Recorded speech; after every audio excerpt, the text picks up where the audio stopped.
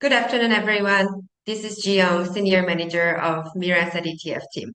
So today we started NFO for Mira Asset S&P BSE Sensex ETF. So in this webinar, our ETF product head, Mr. Siddhar Srivastava, will explain about our new product. Before we start the session, let me briefly introduce about Mira Asset's ETF business. Currently, Mira Asset is 13th largest ETF global provider, managing $100 billion AUM under 540 ETFs. So our ETF business presence in different countries, including US, Canada, Australia, Hong Kong, and Korea, and etc. In India, currently, we are offering 15 different ETFs, like providing diversified product covering broad index, overseas markets, and different themes. So now let's move to our new product. So Sensex is one of the most popular index representing Indian stock market, and Sensex ETF provides diversified portfolio into 30 different large cap companies reflecting BSE Sensex index. And the ETF in the ETF, investor may enjoy the comparatively low expense ratio and transparency. So now let's not take further delay. Let's invite Mr. Siddhar Srivastava and let him guide us further. So Siddhar, now over to you. Thank you so much, Jiyoung, for introduction and obviously setting a context for this webinar. I'll share my screen and as Jiyoung mentioned that we are going to launch Mira Asset S&P BSE Sensex ETF. The NFO has started today and it will close on 26th of September. And the allotment will be done within the scheme will be listed within 5 working days from the date of allotment, and the sales and repurchase will open from 3rd of October. But before I talk about the Sensex, just want to give you a very brief background about our global ETF footprint, which Jiyoung has already covered, and also talk about what we are doing different in the ETF space. So globally, Mira Asset has a very strong presence in ETF business. We manage more than $100 billion in AUM through almost 540 plus ETFs. We have very strong presence in US, Canada, Korea, Australia, now Japan, and we are also building up significantly in India also. Now in India, as we have seen over the years, that ETFs have grown quite significantly. A lot of that has come up from the government impetus to grow this space, to grow passive, especially ETF space. They have started basically doing their disinvestments through ETFs like Bharat 22 and CPSE, and post that EPFO has started investment in 2 ETFs primarily. One is Nifty 50 and the second is Sensex, which we are going to launch. So most of people, you may not know that if you have a PF, if you have an account with EPFO, you already are a part of ETF family. You are already invested in ETF. And post that, obviously, apart from the government impetus, a lot of things have pushed ETF a lot in retail segment. And one significant reason is that ETF comes at a very low cost compared to active mutual funds. They deliver returns which are similar to the returns delivered by the underlying index. So a Sensex ETF, which intends to track Sensex index, will seek to generate returns which are generated by the Sensex index by investing in same portfolio in similar proportion. Now, what is happening is that, especially in large cap space, and now we are also seeing in mid cap space, that fund managers are struggling to outperform the index and also struggling to outperform, even if they do, struggling to outperform in a consistent manner. If you look last 3 year, 5 year data, you'll see almost more than 70-75% of large cap mutual funds underperforming the benchmark, which is significant, right? And that's why a lot of people have asked question that why should I pay so much of TER, take fund manager risk, etc., when I can simply invest in a low cost ETF and get that market return. So the idea is that in pursuit of alpha through active mutual funds, at times you may miss the beta also. So the idea which actually got popularized in US first and then in Europe and then in other markets is that it is also important to look at passive investments, especially through ETFs, where you can build your core portfolios through these well-known broad-based indices in these index-based products, and you can create a portfolio which will be linked with the underlying index returns, which will be of very low cost, which will not carry fund manager risk, etc., etc. One also important thing for ETF, which has made it popular, and we are seeing a lot of demat accounts growing up in India. And I think that will aid the popularity of ETF is the fact that ETFs can be bought and sold on exchange at real-time net asset value. What do I mean by that? That if today Sensex is at 66,000 and let's say tomorrow it opens at 66,000 and by the end of the day it moves up by 1%, let's say by 12 o'clock, at 12 o'clock you can sell the Sensex ETF at that value and earn that incremental 1%. If it goes down by 1%, you can buy Sensex at a lower price, which is typically will be down by around 1%. So ETF can be bought and sold around that real-time net asset value, and which has made ETFs also very popular because apart from the fact that it has low cost, apart from the fact that it gives you index corresponding returns by investing in a similar portfolio, you can also buy it and sell it easily on the exchange at the real-time net asset value, and that is what we are ensuring. We are ensuring that in case of multi-asset ETFs, we have set up a very robust framework on exchange. Also, we have our own sister concern, which provides quotations on the exchange on regular basis. They will buy from you and sell to you, and they do this at a very low spread. They provide continuous liquidity. They are effectively doing this at a cost to cost basis, and which is why in our ETF you can easily buy and sell around the real time net asset value with almost negligible effective spread at any point in time. So any concerns around liquidity, any concerns around correct prices, etc., is something which we try to address in case of mirror asset ETFs, and that will also be the case in case of Sensex ETF also. Now let's quickly move to Sensex index first, and I think it is the most talked about index in India, right?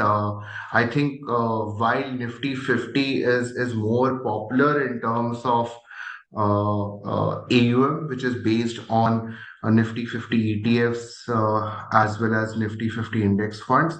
But whenever you talk or refer to Indian equity markets, you typically say Sensex, right? That Sensex moved up by this much or Sensex fell down this much, because the fact is the Sensex is the oldest equity index in India with a base date of, if I remember correctly, 1979.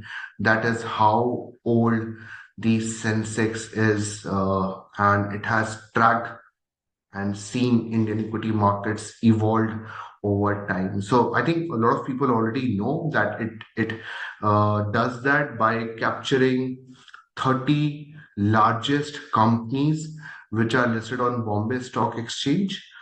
This is across sectors, and the companies are weighted in the index based on their free float market cap, which is the companies which has largest amount of free float market cap will get higher weightage, and the companies which have smaller free float market cap will get the lower weightage. And these 30 stocks alone capture around 40% of the equity market.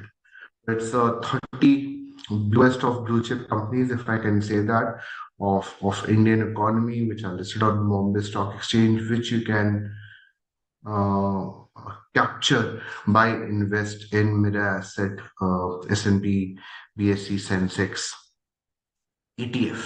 And very quickly, if you look at the top holdings, as expected, HDFC Bank is at 15.5% increased after the merger of HDFC Bank and HDFC. Previously, it was around 10% or so. Reliance Industry at 11.3%. Then comes ICICI, Infy, ITC, TCS, L&T, etc. And as expected, as the Indian equity markets are your from a sectoral point of view, your highest exposure is towards financial services. Then comes IT, oil and gas, FMCG, construction, etc. And see, one thing which you should always know is that a passive product doesn't mean that it remains passive. This is the holding which will remain forever. It continues to evolve on a regular basis, and which I'll subsequently show in the coming slides. But this index is frequently rebalanced, right? Almost semi-annual basis, as you can see in the slide. And if there are newer companies which have become bigger, and there are or companies which have become smaller because of their performance, etc., inclusions are made and exclusions are made to keep on uh, making the portfolio more relevant to the current times. This is the entire list of stock, and as you can see that there are 30 stocks which are present in the portfolio. And then one very important question which we get: S&P, BSE, Sensex, or Nifty 50, right? Both are the of Indian equity market. And I think both are very similar in nature in terms of what they are trying to achieve, but they go about it in a bit of a different manner. For example, uh, if you compare, Sensex captured top 30 stocks, Nifty captures 50 stocks. So all the 30 stocks are also present in Nifty 50, but with smaller weight. What do I mean by that? That in Sensex, you have 30 stocks equaling 100% of the portfolio, whereas in Nifty 50, you have 50 stocks, which also include these 30 stocks, and then remaining 20 stocks also carry some weight, right? So if you want to have an exposure to the bluest of blue chips, focus more on the largest 30 stocks, then Sensex is the right product for you. Whereas if you're looking for more wider approach to large cap, then Nifty 50 is perhaps a better index, and hence the ETFs and index funds on Nifty 50 are better. Uh, from a from a from a concentration point, as expected, Sensex is 30 stocks, so you have 67% captured by top 10 stocks, whereas in Nifty 50, it is 58%. So the difference is basically one captures 30 stocks, another captures 50 stocks, and that concentration, sectoral representation, etc. And I'll come to how both of them have performed over time. And I think choosing either Sensex or Nifty 50, they're very similar products, but I think choice is ultimately investors. Whether you want to take, let's say, a more focused approach in 30 stocks itself in the large cap space, then Sensex is the right product for you. And if you want to take, let's say, a 50 stock investment approach in the large cap space, then Nifty 50 is the right product for you. If you expect a more very concentrated rally in large cap space, and probably Sensex is a better bet for you. Now let's see how Sensex is also evolved, right? I was saying that passive product does not mean that that portfolio is going to be passive. It continuously gets rebalanced. So for example, banks which were just 18.5% in December 13 have become 31% in 2022 in almost 10 years. IT, which was 18, remained around 16%. Petroleum products from 8.6 have become 12.7. FMCG have reduced from 12% to 7.5. Autos from 10% have reduced to 4.3. Like how the Indian economy has evolved, how banking and financial space have become more and more important and more dominant. You are seeing that getting reflected in the indexes also, and the sectors which have, in a way, sort of shown stagnation or have sorts of not grown as much, you can see that their weightage has also gone down. For example, autos, you can see that recently in last few years, while auto has now done well, it hadn't done well, and that's why you'll see a lot of companies moving out of Sensex, and hence going down, and also relatively banking sectors and finance, etc., doing relatively better, and its weightage continue to increase over a period of time. Now,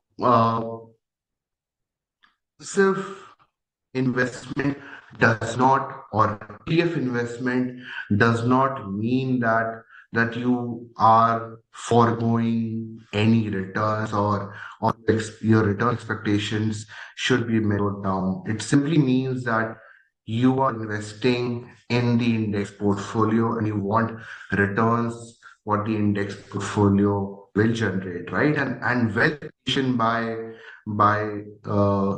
Sensex has been tremendous in past decades, right? And you can see in the slide also, and this index has seen almost everything. I was talking about base dates is 1979, and over the years, right, it has seen the issues with Indian reserves in 1990s, and then you have dot-com bubble in 2000. You have subprime crisis of 2008. You have quantitative easing of early 2010, and it has seen the banking NPA crisis, COVID pandemic. But just see that India is a growing economy, and over a long term, it is going to deliver returns. The economy is going to do well, and hence the stock market over a long period of time will reflect that, and that is what you're seeing in this chart also. From a return point of view, also in last 15 years, it has given 12% return. In last 10 years, 14.8% CAGR return, annualized return. In last 3 years, it has given 20.3% return, and so on and so forth. And we also compared it with Nifty 50, right? See, the performance difference is marginal, but you can see in 15 year, in 7 year period, in a 5 year period, in latest 1 year period, Sensex has done relatively better than marginally than Nifty 50. That's the right word, because probably in some phases, the larger get larger, right? The bigger companies have performed better, especially think of time pre-COVID when a lot of large cap companies were doing really well, whereas the rest of the market was not so much in the right shape, and that is when also Sensex outperformed Nifty 50. When large does well, especially in a 15.7% versus 13.5%, when only large was doing well, and within the large cap only the top companies was doing well. So across calendar years, not much returns. Again, the point being that whether you want to invest in 30 large cap companies or a 50 large cap companies.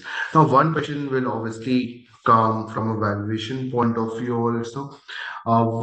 So basically, there are obviously two type of investors. One who are investing from a long term point of view. I think in long term point of view, as I mentioned, India is a growth story, right?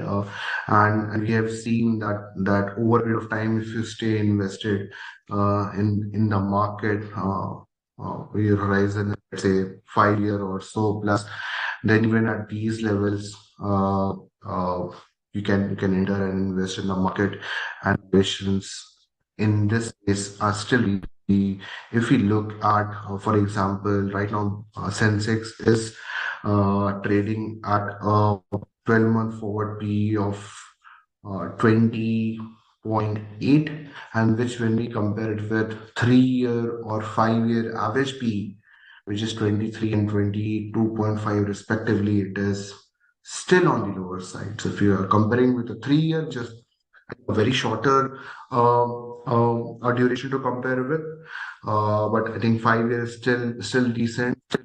At these current levels, we are below the historical average of 22.5 for a 5 year period. We are over and above the 10 year figure of 20.7, but marginally so. So if you're looking at valuations, yes, in subsequent slide, I'll just mention mid cap, small cap, their valuations may look frothy.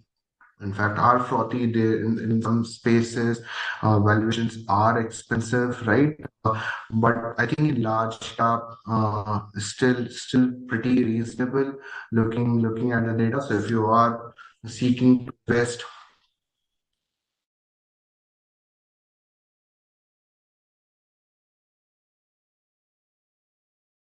six, with obviously the comfort that you're investing in top 30 stocks of India at valuations which are fairly reasonable. Just wanted to compare and contrast with what we are seeing in the other segments also. So as I mentioned, Sensex right now is almost at a uh, reasonably around 5 year average, 21.8 versus 21.29. This is yesterday's data. Nifty 50 is also around the 5 year average, 20.04 versus 20.48. I'm comparing with the 5 year average.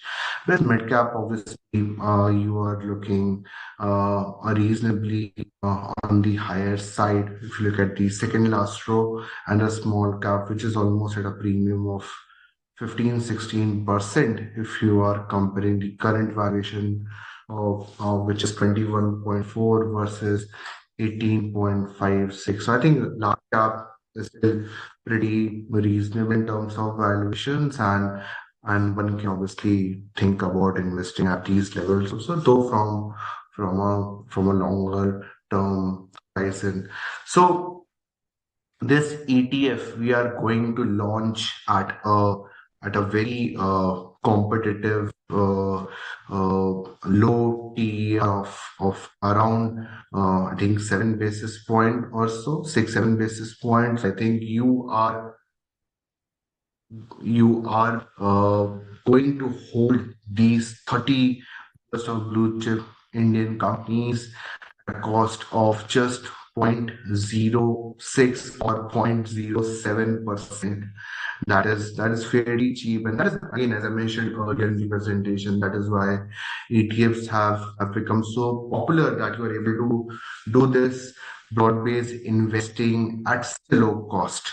And as I mentioned, that if you compare this versus active large cap funds, you see a lot of the active funds, especially in the large cap category, underperforming Sensex. And even if they are outperforming, they are not able to do it on a consistent basis. So I think Sensex is a very right product to be a part of your core portfolio. And I think our Mira Asset S&P BSE Sensex ETF at 6-7 basis point of TER can be a compelling offering to include in your core portfolio.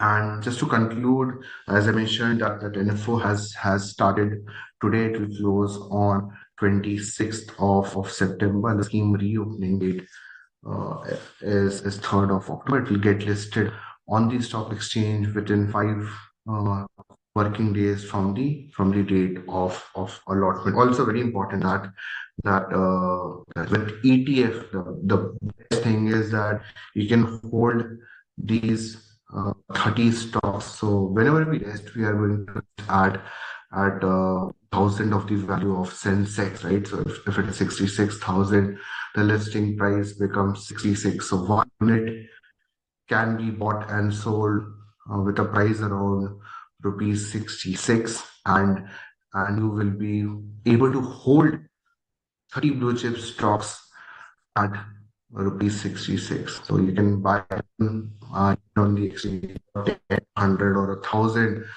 which is also something which differentiates it from a lot of other investment options, because the minimum amount of holding in terms of value is pretty low, and any units can be easily transacted on the exchange, for which we have built a very robust system, as I've talked earlier in these slides. So with that, I'll stop, and I think some questions from the audience.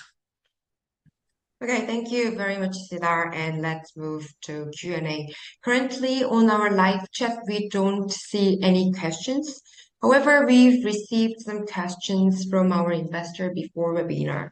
So Siddhar, I think most of answer for these questions you have in your presentation, but I will start with the first one. So how Sensex is different from Nifty 50? I think that is one very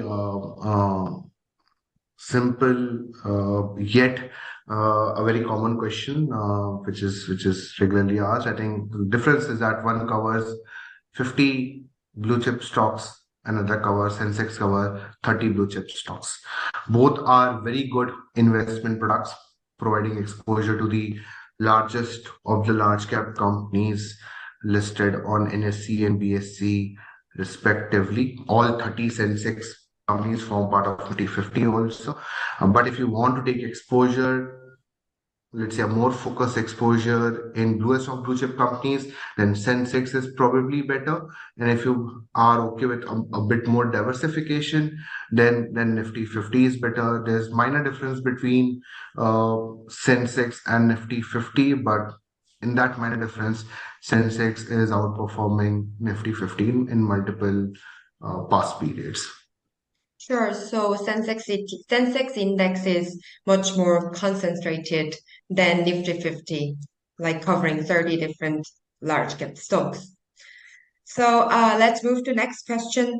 Now we started NFO for Sensex ETF, and investors ask a question like how ETFs are different from active large cap funds. Like there are a number of large cap stocks are already available, right? So Uh, uh, large cap active funds are obviously, the portfolio is constructed based on fund managers' view of stocks, sectors, etc. Right?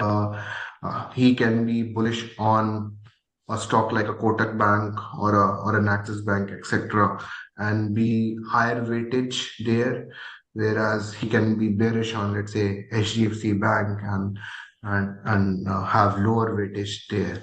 So the portfolio of stocks 30, 40, 50, 60, whatever is selected based on fund manager's view, and obviously underweight or overweight respect to benchmark is also a function of fund manager view. A fund manager can have different type of strategy. He can be a value-based fund manager investing in stocks which are reasonably valued, or a growth-oriented, or a quant-based, etc. And ultimately the objective is to outperform the market. Right? That's why you pay higher TR either on the regular side or on the direct side for that experience. Sensex, on the other hand, ETF on the other hand, invest in the portfolio of 30 stocks which are part of the Sensex in same weightages. And that it aims to give you returns are equivalent to the return of Sensex index. So it tries to give you market returns and does not try to outperform or underperform it. Now, the investors may say that okay, if you are giving me market returns and mutual funds are seeking to give me high returns, why not invest in mutual funds? The data is showing that while the objective is to give high returns in active mutual funds, large cap funds, it does not happen and does not happen easily. Sorry, that's the right word. So if you look at data in past 3-year, 5-year etc., see around 70% of large cap funds underperforming the benchmark. And then also comes that how many of them who are outperforming are doing it on a consistent basis. Today, if I pick large cap funds, the funds which are outperforming the benchmark like Sensex or a Nifty 50, but if I look at data 1 year back, there will be different set of large cap mutual fund. 2 years back, a different set of large cap mutual funds. So the consistency is also a question. So that's the answer. I think the large cap active funds works on fund manager view, whereas a Sensex ETF basically tries to replicate the index in order to give markets returns, which is equivalent to Sensex index returns. Yeah, great. Like simply saying the invest objective is different between ETF and active, right? So let's move to our next question. So we now talking about like Sensex ETF, and like there are already some Sensex index funds that are also available. So like entire invest objective is very same for Sensex index fund and Sensex ETF. So what will be the difference between Sensex ETF and Sensex index fund? Yeah. So I think ETF and an index fund are different investment vehicles, but with a similar aim of giving you returns equivalent to the returns of the underlying index by investing in the same portfolio. But ETF works like a stock. It gets listed on the stock exchange, so you can buy ETF using your broking account at real-time net asset value. For example, as I mentioned earlier, that if market is up by 1% or down by 1% at 12 noon, that will reflect in the ETF price at which you are executing the trade. Whereas index works like a mutual fund, you know, only buying and selling based on the day. And so ETF gives you the opportunity to enter at a particular market level, exit at a particular market level, etc.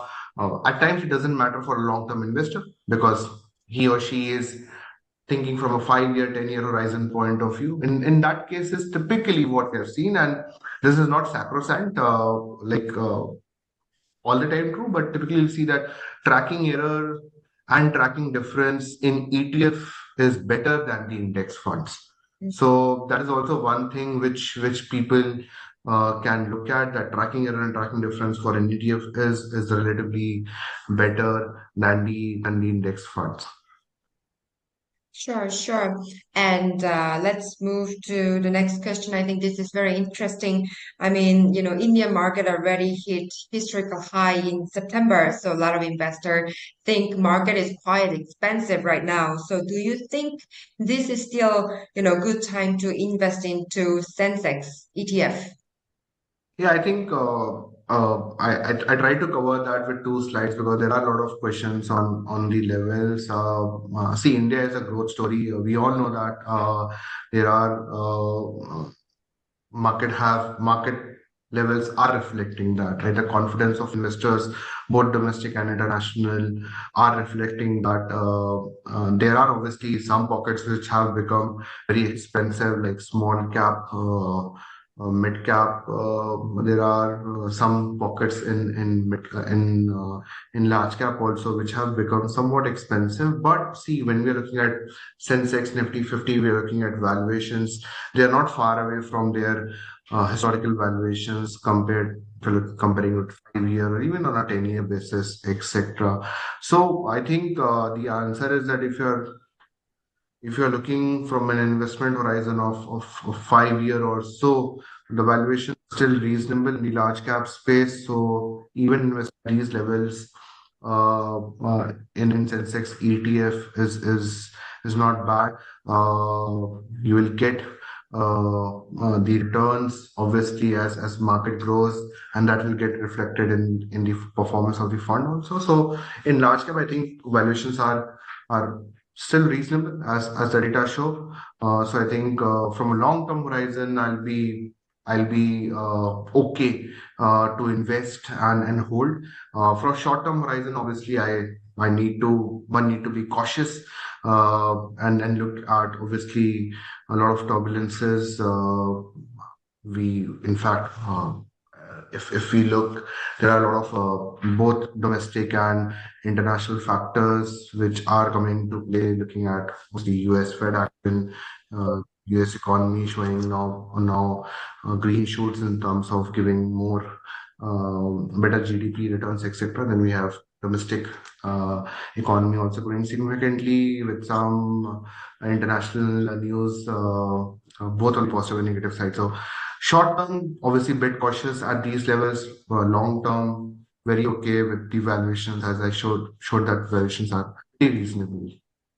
Yeah, I also 100% agree with you. Like India has very strong growth history in long term. And if you see the earning growth or earning expectation of large cap company for next 3 to 5 years, it's shown like very strong, like earning growth around 20%. So I think valuation can be justified, and long term horizon definitely it looks okay.